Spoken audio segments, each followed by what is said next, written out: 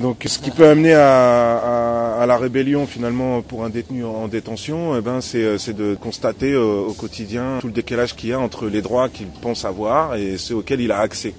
Donc notamment les douches. Par exemple, les douches, c'est quand même, faut se laver, quoi. Faut pouvoir arriver à se laver. Moi, j'étais un sportif. Je courais 10 km par jour, je faisais de la boxe, etc. Et j'attendais d'avoir une douche par jour, quand même. Donc, c'était pas mal de négo, pas mal de manipulations avec les surveillants. Jusqu'au jour où, par exemple, un surveillant me dit non, t'as le droit à 3 douches par jour, par semaine, je veux dire. Et t'as déjà cramé ton crédit douche. Il me dit, mais par contre, si tu avais été mon chien, tu aurais pu avoir le droit à 4 ou 5 douches par semaine, parce que je lave mon chien 4 fois par semaine. Et moi-même, je prends 2 douches par jour. Donc ça, pour me rebeller, j'ai trouvé qu'une solution, c'est de lui faire prendre sa douche. Donc j'ai fait chauffer 1 litre d'huile pendant 2 heures sur ma chauffe. Et je lui laissais une dernière chance en lui demandant d'aller chercher juste un seau d'eau chaude à la douche. Et que je me laverais en cellule. Il a dit non. Donc je lui ai dit bonne douche. Et je lui ai jeté la casserole d'huile sur lui. Donc il a fait la torche vivante, c'était pas évident, j'avais déjà préparé mon pactage, j'étais prêt pour le mitard. Voilà. Donc ça c'est un acte de rébellion, très violent quand même, dont je suis pas fier, j'avais essayé de trouver d'autres solutions, ça aurait été bien. Mais t'en viens facilement la violence. Bah bien sûr, parce que c'est injuste, tu te dis mais je demande que de l'eau chaude, quoi, c'est tout ce que je te demande, quoi, pour me laver, quoi, c'est... Voilà. Donc voilà un premier acte. Ensuite, pour faire revendiquer aussi le fait qu'il y a un détenu qui se plaint, qui dit qu'il veut se suicider dans sa cellule de mitard, alors... Et ben nous, en promenade, on décide de bloquer la promenade. Donc on bloque la promenade, les surveillants viennent, expliquent que ça va pas se passer comme ça. On leur explique que si, quand même, ça va se passer comme ça, parce qu'on est quand même 250 dans la promenade. Et du coup, c'est bataille rangée avec entre détenus et CRS. Donc bataille rangée, mais en mode bravarde, quoi. C'est la guerre. Donc voilà, donc émeute, mouvement collectif, tout ça sont aussi des actes de rébellion. Il peut y en avoir d'autres. Notamment quand. Et donc là, c'est un acte de. Il y a un acte de solidarité en même temps. Là, c'est la solidarité, c'est la citoyenneté, Sauf que on n'est pas dans le droit commun. Là, c'est pas avec des banderoles. Là, c'est avec des pierres, c'est avec des tuiles qu'on arrache du toit, c'est avec des armes qu'on prend au CRS et bon, maintenant ça doit être les iris, quoi. Mais bon, voilà, on fait valoir nos droits comme on peut avec ce qu'on a et c'est vrai que ce qu'on a, c'est la violence, c'est les pierres, c'est voilà. Donc c'est la révolte, mais c'était quand même un acte de rébellion. Ensuite, il y a aussi des actes de rébellion face à d'autres détenus, finalement, parce qu'on pense souvent que la rébellion c'est entre surveillants et détenus ou détenus surveillants, mais parfois c'est entre détenus. Quand on cautionne pas l'infraction d'un et qu'on comprend pas pourquoi lui il a pris moins que vous, parfois on se rebelle contre la justice à travers un acte de violence sur le détenu lui-même. Donc moi par exemple j'ai séquestré, j'ai passé à tabac un pédophile pour essayer de comprendre ce qui se passait dans sa tête, essayer de comprendre pourquoi la justice lui avait mis moins qu'à moi. Alors que moi je pensais très objectivement avoir fait moins de mal que lui. Même si dans mon affaire il y a eu mort d'homme, mais je ne suis pas l'auteur de la mort de cet homme. Donc voilà, d'autres actes de rébellion, là je pense que l'évasion est un acte de rébellion par excellence. Donc on s'évade comme on peut. Il y en a des fois avec la corde au mur, mais parfois la corde au plafond. Je pense que l'évasion, c'est parfois on veut s'évader des murs, mais parfois on veut s'évader de la vie, tout simplement, parce qu'elle est trop dure à vivre. Et donc l'évasion, quelle qu'elle soit, est un acte de rébellion. Et je pense que même c'est un droit, le droit à l'évasion, je pense que c'est important. L'homme, il n'est pas fait pour être enfermé. Et du coup, dès qu'il l'est, il réfléchit à sortir. Voilà. Quoi d'autre encore comme acte de rébellion voilà, l'indigence c'est dur à supporter. Du coup, rentrer dans des schémas d'économie parallèle, de rentrer dans du business, c'est plus facile que d'aller se faire exploiter 8 heures par jour dans l'atelier. En même temps, c'est aussi faire vivre ce qu'on sait faire de mieux, c'est-à-dire voilà, il y en a plein qui sont entrés pour les stupes, du coup aller s'enfermer 8 heures par jour dans un atelier, c'est pas possible.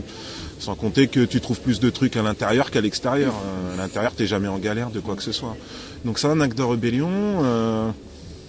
Ensuite, il y a d'autres actes plus soft, comme c'est de la survie. C'est de la survie, effectivement, de la survie. Ben voilà, pour survivre à l'indigence qui nous est proposée, à la précarité économique, alimentaire qui nous est proposée. Ensuite, il y a un acte de rébellion, c'est aussi le fait j'ai envie de dire, de sursolliciter le surveillant. Donc, de solliciter pour un maximum de droits, d'avoir accès à un maximum de droits. Et parfois, parfois ça va jusqu'à des confrontations verbales, mais physiques aussi. Parce que tu es en cellule et que tu n'as rien, et que tu as envie de fumer une clope, et que le collègue d'à côté t'a dit envoie-moi le surveillant, je vais te donner une feuille à rouler, un peu de tabac, et puis tu vas te péter les plombs dans la porte à taper avec le tabouret pour demander au surveillant d'aller faire tes courses, tout simplement. Donc la sursollicitation du surveillant, c'est un acte de rébellion, un acte de solidarité aussi, parce que les denrées alimentaires, c'est dégueulasse, la gamelle. Franchement, ça n'a pas de goût, c'est dégueulasse. Du coup, faire à manger, faire des yo-yo, se faire passer des choses, et ben voilà, vous voulez pas que je fasse passer, ben je vais le faire quand même. Donc de transgresser les règles, finalement, c'est un acte de rébellion, mais c'est jamais pour faire du mal. Souvent, moi, c'était pour envoyer des pâtes au thon à 2 cellules au-dessus. Donc finalement, c'est pour donner à manger à quelqu'un. Voilà. Ah bah tu lui envoies, t'attaches la bouteille, tu lui dis qu'il mette sa balayette ou qu'il mette son bras par la fenêtre, et puis ou alors je fais passer à un autre qui fera passer à un autre qui fera passer au gars, tout simplement. Voilà. Système D, double D, triple D, on se débrouille comme on peut. Voilà. Et, parfois j'ai fait la grève de la faim, je crois que c'était un acte de rébellion. Quand je demandais à avoir accès à une formation et qu'on me donne pas accès à une formation, et que j'ai donné ce que j'avais de meilleur, c'est-à-dire ma vie. J'ai mis ma vie en jeu pour prouver que j'étais capable de me réinsérer, qu'on pouvait me faire confiance. Donc faire la grève de la faim ou de la soif, c'est aussi un acte de rébellion. Voilà, tout ça sont autant d'actes de rébellion. Ensuite, il y en a d'autres. Je sais pas, voilà. J'ai lu des courriers à des détenus, j'ai des détenus qui ont fait passer des courriers à moi par le parloir, parce que j'avais pas envie qu'on le lise. Donc c'est aussi un acte de rébellion par rapport au droit à l'expression, tout simplement, la libre expression. Finalement, chaque revendication d'un droit qui est naturel à l'extérieur, ça passe par un acte de rébellion pour l'obtenir quand t'es en détention. Voilà, parce qu'on perd tous nos droits. Malgré le fait que, en fait, c'est pas écrit. Normalement, on garde un maximum de nos droits en détention, sauf qu'on nous fait croire que non. Pareil, quand je veux pas me déshabiller, quand le surveillant me demande de me mettre à nu, et que je lui dis non, je lui dis faudra me déshabiller alors. Parce que je suis pas d'accord, je vois pas pourquoi je vais me mettre à poil devant toi, pourquoi faire? Assouvir, tu veux voir quoi? Donc au début, je me rebellais, puis finalement, force d'aller au mitard pour ça, je me déshabillais avant même qu'il me regarde, avant même qu'il me le demande. C'était encore un acte de rébellion. Je voulais le gêner avant qu'il me pose la question. Bon, mais voilà, c'est autant d'actes de rébellion qui sont pas faciles à vivre. C'est toujours se mettre en danger, c'est toujours rallonger sa peine, quoi qu'il arrive, parce qu'on va aller au mitard et que on va cramer des jours de grâce. Que voilà, quoi. Ouais, donc là, on en vient aux conséquences en fait de chaque acte de rébellion. Il y a le mitard, il y a l'isolement, il y a le passage à tabac. Il y a tout ça. Il y a la privation de parloir, la privation de courrier, de cantine. Il y a, comment on appelle ça, vous serez... en fait, tu restes dans ta cellule, mais tu sors pas. Confiné, il y a le confinement en cellule, qui est une sanction. Il y a aussi le fait aussi c'est-à-dire que tu n'as plus le droit aux promenades, tu n'as plus le droit à rien, le temps que tu es confiné. Par contre, tu es dans ta cellule avec le confort de ta cellule, donc si tu as la télé, c'est bien. Sinon, c'est le système hybride entre le mitard et... C'est quand il n'y a plus de place à l'isolement ni au mitard, en fait. Donc, voilà. Clairement. Là, c'est comme ce qu'on a pu voir avec le PSG, là, au Champ de Mars. C'est la guerre. C'est la guerre. Moi-même, à la fin, j'avais l'air d'un CRS. J'avais pris un casque, un bouclier, une matraque et je tapais les CRS, quoi. Bon, mais c'était plus... Et c'était des CRS spéciaux? À l'époque, c'était des CRS. Maintenant, depuis, ils ont monté des brigades d'IRIS. Donc, les IRIS, c'est des mecs de la pénitentiaire spécialisée, ils sont en mode violent, quoi. Ils viennent, ils tapent dessus, puis c'est tout, quoi. Bon. Puis en plus, maintenant, je crois, ils ont des tasers, ils ont des trucs où ils se font plus mal, quoi. Voilà. Mais le passage à tabac, c'est aussi... Enfin voilà, moi j'ai vu, voilà, ils m'ont laissé pour mort dans ma cellule de mitard, hein, après m'avoir asphyxié avec du lacrymogène et m'avoir défoncé à 3 ou 4 quoi. Ils m'ont laissé pour mort et donc mon acte de rébellion, c'était de faire un certificat médical disant que j'avais été passé à tabac. Donc ça, ce médecin qui est venu là, qui venait de l'extérieur, m'a sauvé la vie. Et donc mon acte de rébellion, c'était de dire je vais porter plainte. Mais leur réponse à eux, c'était de dire si tu portes plainte, ce qu'on n'a pas réussi à faire ici, on le fera, on va te transférer puis on le fera là-bas. Ouais. On le fera là. Donc voilà, c'était un peu tout ça. Il y a des actes de rébellion simples qui sont anodins, qui coûtent pas grand-chose, puis d'autres qui te coûtent presque la vie, quoi. Donc, voilà. En tous les cas, c'est jamais facile de se rebeller, ça c'est certain. Puis pareil, quand tu as envie d'être seul en cellule, quand tu refuses qu'on te mette tout le monde et n'importe qui dans ta cellule. Parce que voilà, toi t'es parti pour une longue peine et que moi la télé je l'ai jetée dans le couloir, j'en voulais plus. Je voulais lire que des bouquins et discuter avec les gens et être tout seul, préparer mon jugement, etc. Et puis qu'on te ramène des arrivants, le gars il a pas de savoir-vivre, pas de savoir-être, il va aux toilettes, il se lave pas les mains, après il touche ton pain, il attend que tu ailles en promenade, il fouille tes affaires, il lit ton courrier, il prend ton intimité, quoi. C'est pas. Et du coup, mon acte de rébellion, c'était de lui dire, écoute, enlève même pas ton pactage, demain tu sors.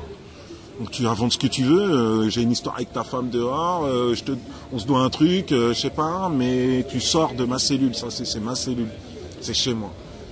Un acte de rébellion, c'était de dire aux surveillants, une fois que je venais de laver ma cellule, que la cellule était encore humide au sol, et qu'ils voulaient venir faire le sondage des barreaux, de lui dire, non, tu rentres pas. Tu rentres pas, soit tu marches sur la serpillière jusqu'à la fenêtre, et voilà, soit t'enlèves tes chaussures, soit t'attends que ça sèche. Mais tu rentres pas.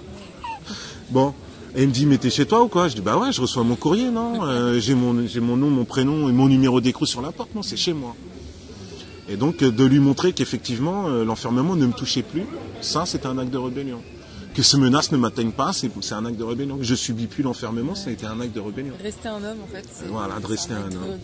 De ne pas lâcher ma dignité, mon humanité, c'était un acte de rébellion. Voilà, de les manipuler pour qu'il ait sa tranquillité, parce que c'est où je te manipule, ou je te laisse pas tranquille. Donc c'est où tu me laisses aller dans la cellule là-bas faire une partie d'échecs, alors que, et peut-être même un courrier pour l'avocat ou pour un juge d'application des peines pour mon codétenu, où je vais pas te laisser tranquille, et je vais passer le mot et on va pas te laisser tranquille. Tu vois, voilà. Donc voilà, c'était un mélange de tout ça. On fait comme on peut avec ce qu'on a, tout simplement. De fabriquer une douche, j'ai fabriqué une douche dans ma cellule. Comment tu fabriques une douche? Avec des packs de lait, un tuyau, voilà, que je branche au robinet. Un tuyau, j'étais en formation électrotechnique, donc j'avais des gaines accordéon là, qui se tordent. Ouais. Et du coup ça, je l'avais branché au robinet. J'avais fait un bac avec des packs de lait vides. Pas que l'eau elle se coule. Et je rentrais dedans et je prenais ma douche. Donc surveillant, tu veux pas que je prenne ma douche? C'est pas grave, je prends ma douche. Je prends ma douche quand même. Donc c'est un acte de rébellion. Quand il voit qu'en fait il me dit la douche, je lui dis non, je vais pas la douche. Il me dit mais pourquoi? Je dis parce que j'ai ma douche. Donc je dépends plus de toi, en fait, de ne plus dépendre de la pénitentiaire, c'est un acte de rébellion. Voilà, d'être conscient de ses droits et de les revendiquer, c'est un acte de rébellion.